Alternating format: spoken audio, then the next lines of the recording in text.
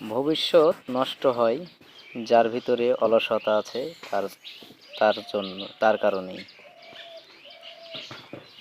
অলসতা দূর করে চলতে হবে।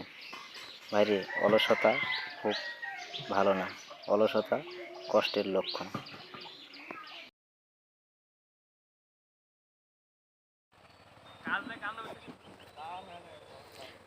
জমির আলে তালে মানুষ চেনা যায় ভাই। যদি কারো জমির পাশে আপনি জমি না করেন, কোনোদিন মানুষ চিনতে পারবেন না। ভাইরে কীভাবে আল কাটছে দেখেন, কি অবস্থা ভাই। 3.5 হাত মাটির তলেই সবাইকে যেতে হবে। এই জিনিসটা বাস্তব, এই কথাটাও বাস্তব। আমি ছোট মানুষ, যদি আমার ভুল হয় আমাকে ক্ষমা করবেন।